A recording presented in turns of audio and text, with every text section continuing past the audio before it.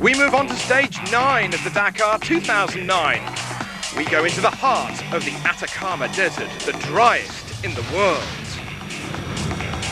And with the leaders of the motorbike class playing it cautiously on a massive stage, is this a chance for the underdogs to bite at their heels? The leading Volkswagens have been bomb-proof till now. Are they able to stand the heat?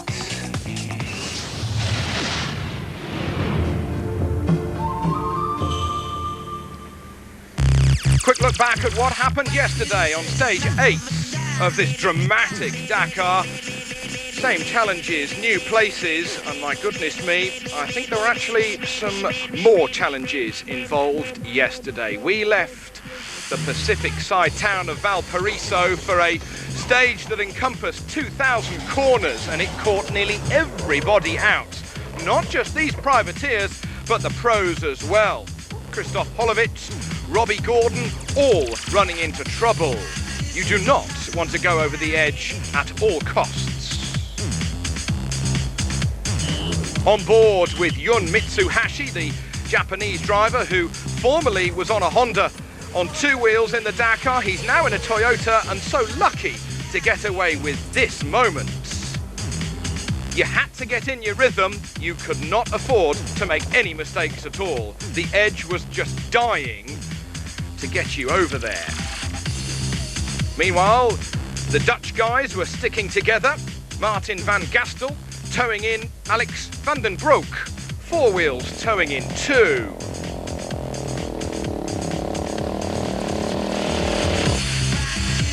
Whilst on the quads, continuing to lead in the overall classification was the Czech Republic rider, Josef Maticek. Maticek solidly in control in the overall standings, over 2.5 hours ahead of Argentine rider Patronelli. The Suzuki of Avanado, the Spanish rider, was flying the flag for Suzuki, whilst Rafael Sonic was in trouble. However, if you think they were in trouble, what about this?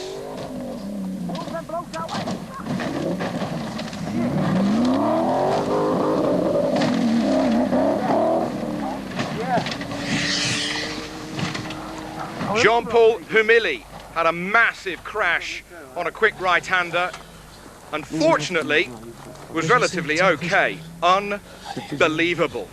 The co-driver taking off the driver's helmet and he's saying, "You're all right, you've got nothing. That's the most important thing." That was a big crash. I don't need to tell you that. The co-driver's saying, he said, "I didn't have any grip at all in the dust. We put one wheel just over the edge, and then we actually tried to drive it down the hill. But then we hit the stones, and we rolled, and we rolled, and we rolled." This is it in slow motion. Their bowler struggling. They almost kept it if you look at it. But then once they hit those stones, over they went. Now look at another crew that ran out of the way. We caught up with that other crew. He said he probably rolled a dozen times over our car. It has actually damaged our car, completely squashed it. And not only are we going to find it difficult to get back up the hill, he's actually now pretty well destroyed our car. This will give you some idea of how far he rolled off the stage. Look how far the actual stage is further up to our left-hand side. Lucky to get away with it. Well, that's just not the word.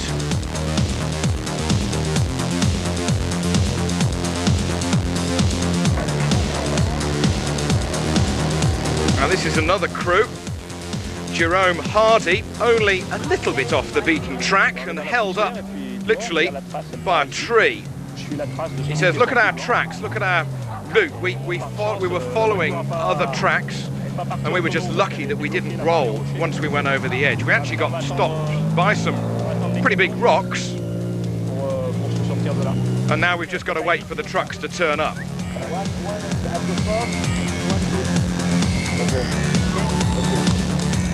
There were others in trouble as well, and as always on the Dakar, if you're all in trouble, you've all got to stick together and see if you can tow each other out. And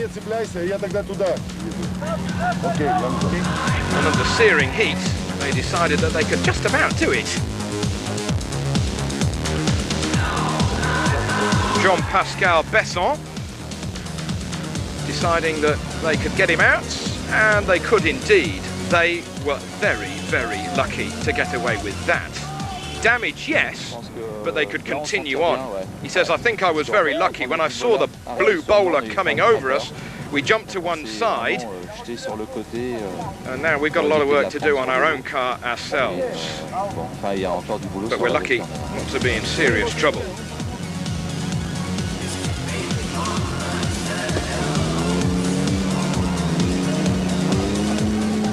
It's not only rally, and not only results.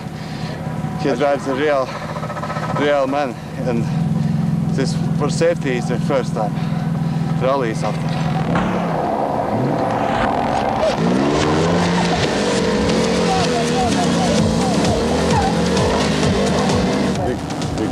Thank you. Very good. Okay. Good. But next time on the road. Yes. See you on the road. Yes. If I see you, I stop. It's promised. Okay. Okay, thank you. Good luck. Absolute camaraderie out there on the stages. Now, they were lucky to get their cars out, but what about some trucks and some others who were completely stuck in the middle of relatively nowhere? The run down from Valparaiso to La Serena, problematic, even though the views were very Tuscan and Italian at times. The bikes just couldn't get in their rhythm. So many of even the professional riders who do this for a living saying they were so wary not to get thrown over the edge. How in heaven's name they didn't, I just don't know. Even Chilean driver, former KTM rider Carlo Dugavado and Jean Brucy had a massive roll and they were out. Others had massive rolls as well, whilst the man from America in second in the overall standings, Jonas Street, had more fundamental problems. I went down and re-injured an old injury that I had in my wrist, and I'm not going to be able to continue now. Stage 8 yesterday, non-stop drama, and still we've got a long way to go.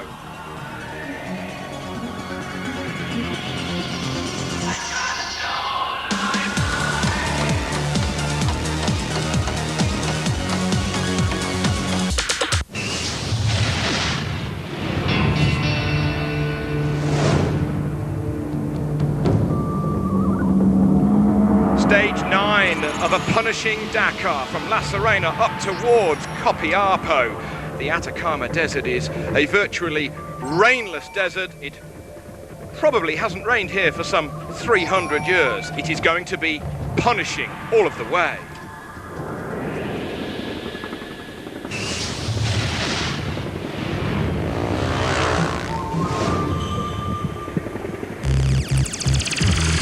The Dakar organisers promised that this second week was going to be much harder than the first, and they were certainly not wrong. Etienne Lavigne and David Castera, who made the route through Argentina and here in Chile some 3 or 4 months ago, have certainly come up with an absolute cracker. Although many of the riders would certainly disagree with that. Right from the word go, Cyril Desprez was having a good run. Desprez started first off the line this morning, 2 minutes ahead of the overall leader on this year's Dakar, the man on the number 2 Repsol KTM, the man from Barcelona, Marc Coma. But Coma soon managed to catch the Frenchman for 2 minutes on the road, and all Coma had to do was shadow the number 1 Frenchman's Red Bull KTM.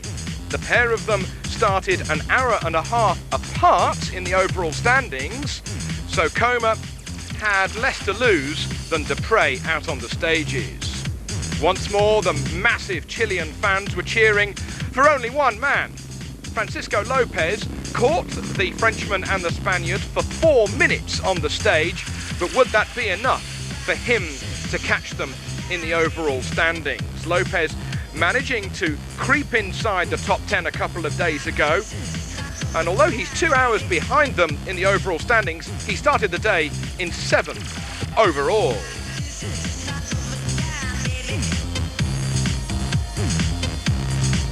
Lopez knows this part of the world, and the local, he was cheered on, and as you can see, he managed to catch them for 4 minutes. The trio of them, pretty well even Stevens.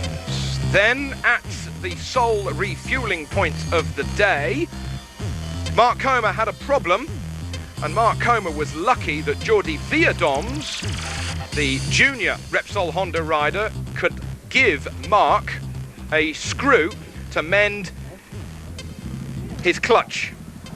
It was the clutch lever that was problematic, and Vierdoms, as always, the faithful teammate. And even though it was a tiny screw, look at it, probably less than $1 in value, but it was crucial for the overall lead. And maybe that was the first time we have seen Mark Comer just a little bit rattled on this year's event. A neutralised 15-minute section through the refuelling there, and Comer, even then, was a little rattled. Now, Frans Verhoeven started 32nd on the stage today by virtue of his finishing position on the stage yesterday. He had nothing to lose but to follow the tracks in front of him.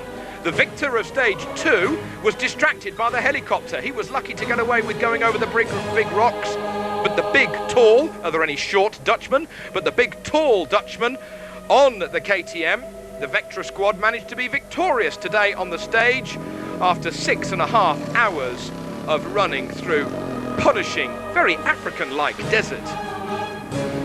David Fretenier thought he was leading at the refueling point halfway through today's stage, but the little 450 Yamaha soldiered on valiantly towards the end of the stage. It was 449 kilometers through the stage, and in the end, Fretenier was only 3 minutes and 9 seconds back of Frans Verhoeven. Fretenier, who runs his own team in this year's Dakar, as does Verhoeven, not only concentrating on the stage, but trying to run a team as well. How do they do it? Third today was Lopez. He led at 300 kilometers and at 340 kilometers of the 449 kilometer stage, but he ran into a few problems towards the end, and the man who won the stage into Valparaiso 3 days ago, third on the day, but more importantly, Lopez has gone up 3 positions in the overall standings, and he's now 4th. Unchanged is the overall leader, Mark Comer, the man from Spain. He stays at the top of the order. Cyril Dupre may have chased, but Dupre, who was 5th today, by the way, continues in 3rd overall. The difference between them today, literally minutes. It's pretty well even Stevens. David Castello, he was 6th today. Castello up 2 positions in the overall standings. He's now 7th. So after the loss of America's Jonas Street, most people moving up a position here or there, but there are some who have really capitalised today and really got their feet dug in to this Dakar in its 2nd and very difficult week. Helder Rodriguez, the man from Portugal, no problems at all for him. He's up 2 places in the overall standings. Rodriguez up to 6th, and only a minute behind Jordi Vierdoms, who is 1 place ahead of him. Rodriguez tomorrow afternoon could be inside the top 5, and that was exactly his target at the beginning of this rally in Buenos Aires. Now then, here is Felipe Prohens. Have you never heard of him? Well, nor had we until today. But this guy lives in this part of the world. He lives in Copiapo, the 27-year-old flying through today's stage. His everyday job is a raisin exporter. But today, he's a star on 2 wheels in Rally Raid. Paulo Concalves, he is 11th overall tonight, and he's inside the top 10 on today's stage. He wants to be top 10 come Buenos Aires.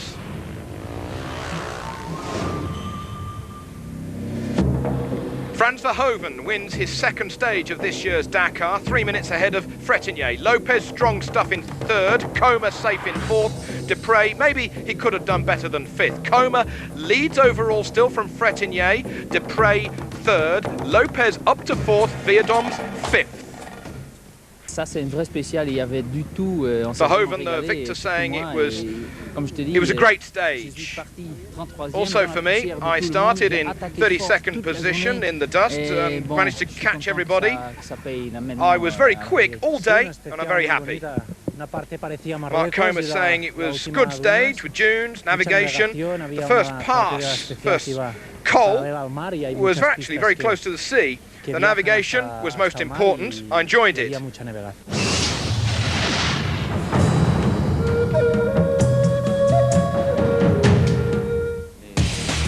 Gash has formerly been a circuit racer.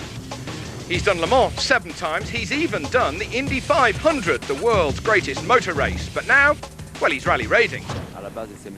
He says, I started little by little, and at the beginning SMG was created to look after some people and let me still drive. Then we got more and more people in the team, and now we've got 8 cars on this Dakar. It means that I'm not only driving, but I'm a team manager as well. It's a completely different job. Well, after the financial problems that many of the competitors suffered after the cancellation of last year's Dakar, this year, with 8 buggies, he's got 6 different nationalities of drivers. I have to manage more than I really expected. I've got 2 mechanics with me in a service car, and we tried to get all the buggies back each evening. Long day's work. Once I spent 3 days in the same clothes, in the same car. I crossed one border 4 times, but that's part of the adventure. They have already lost, unfortunately, the reigning World Touring Car Champion from France, Ivan Muller. That went up in flames. And also Thierry Magnaldi had some problems, whilst Carlo de Gavado rolled yesterday. He says Philip Gash is really the boss, and his support is so professional. He's got so much experience, and he's used to working in very, very difficult conditions. He works night and day, cold, or in the heat, or even in the dust.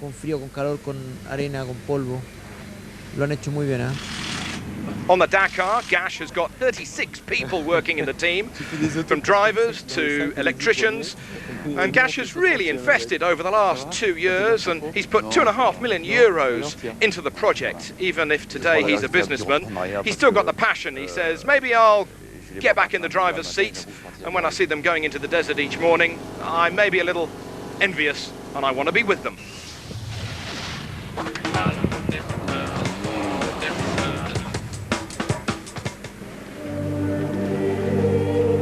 The top 3 cars in this year's Dakar are all Volkswagens: Sainz, De Villiers and Mark Miller. Spain, South Africa and America.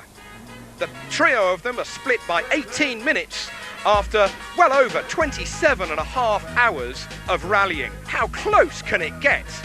We thought that close finishes had happened in the Dakar before, but this year it really can be any one of these 3 drivers who can come into Buenos Aires this coming weekend as the victor. Now, Mark Miller, the man from America, he was leading the stage right up towards the last few kilometers, but then drama fell into the American's lap. He had a flat tire towards the end of the stage, and he lost precious time. Not only did Mark Miller have to change the tire on his Volkswagen Touareg 2, but also he decided that the oil was a little bit low, and he poured it in as quick as he could. But Mark Miller, he managed to get to the end of the stage, somehow salvaging some time together with South African co-driver Ralph Pitchford, and he is up to 2nd position in the overall standings. He has gone up from 3rd to that 2nd position. Meanwhile, the man from Spain, Carlos Sainz, he had a slow start to the stage. At the first few checkpoints, he was 3rd, then he came up to 2nd, and then he managed to get into the lead of the stage. And then, with Mark Miller's problems, he eventually came out as the victor of today's stage, making it his 5th stage victory of this 2009 Dakar. Sainz continues to have the overall lead, and now Volkswagen have won 6 out of the 9 stages we have had so far. Now, BMW have won the other 3 stages that Volkswagen have not, but that was with the now retired Nasser Al-Attiyah. Now, here is Orlando Terranova, the Argentine. He's up to 10th position in the overall standings, but he was 3rd on today's stage, 10 minutes back of Sainz.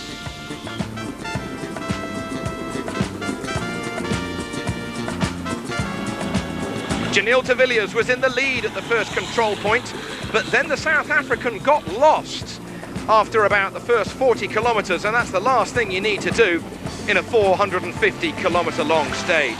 He lost precious time. He lost 12 minutes to Carlos Sainz, and de Villiers has slipped from second to third in the overall standings. It's exactly what de Villiers didn't need. He was so conscious of the fact that he wouldn't be gaining time on any of these remaining 7 stages, but he would only be losing them. Now, Robbie Gordon, he needs to gain an hour on Nani Roma in order to get ahead of the Spaniard and get up to 4th position in the overall standings. Now, Gordon had a new gearbox on the rest day a couple of days ago. His teammate Eric Vigarou's gearbox went yesterday, so Gordon maybe was lucky to change his gearbox in time. This is the kind of stage that maybe should have suited Robbie Gordon, because he has chosen sand tyres at the beginning of this rally rather than the all-terrain tyres that many of the other competitors have chosen.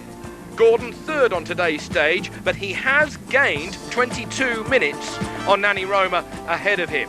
Here is Roma, still in that 4th position in the overall standings. And he still the lone Mitsubishi in this year's Dakar. They've lost Mashioka, they've lost Luc Alphand, and they have lost the reigning Dakar champion, Stefan Peterhansel. Roma 7th on today's stage.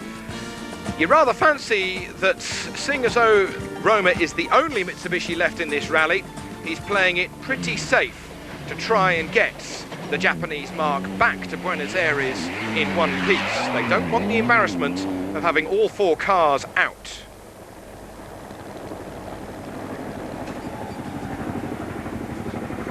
Now, coming to the end of the stage, on board with Nani Roma, he's already released his belts, the elastic holding them out of place, a la Le Mans 24-hour driver.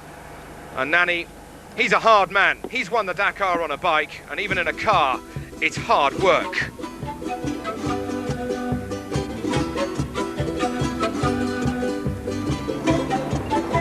Now here is Russian Novitsky. He's 18th overall. He was going quickly into one of the ditches, maybe a little bit too quickly.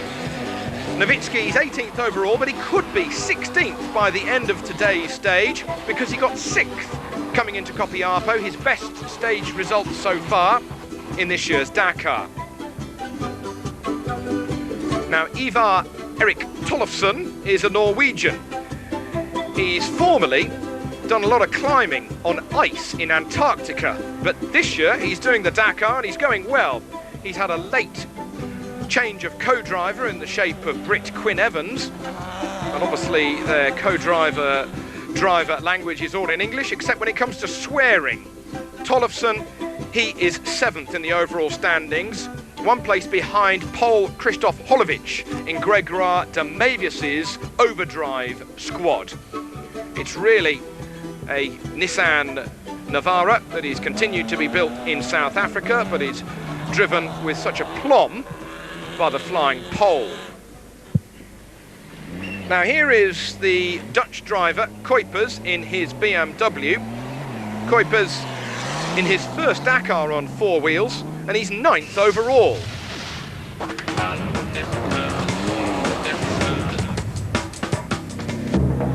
Sainz victorious once more today for the 6th time this year. Miller so unlucky to lose the stage victory. Gordon closing in, he was 3rd today. Overall, Sainz's lead is now over Miller, not de Villiers. Roma is in 4th, Gordon closes just a little. Things were just actually going quite well. We missed a couple corners, and then basically we came together with Carlos and we were back and forth, more or less battling. And the last off-road section, both Carlos and I, we both were a little bit, the track was difficult to find, and there's big boulders. We went completely in the wrong direction for about 10 or 12 kilometers, you know, it was completely, and then afterward there's another mistake, another 2 or 3 kilometers wrong.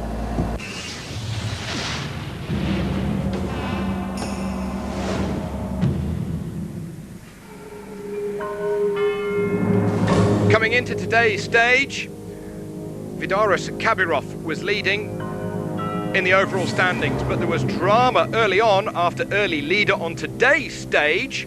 Tomacek had problems. massive roll, and he was lucky to get away with it in that Tatra. It just proves how strong they are built.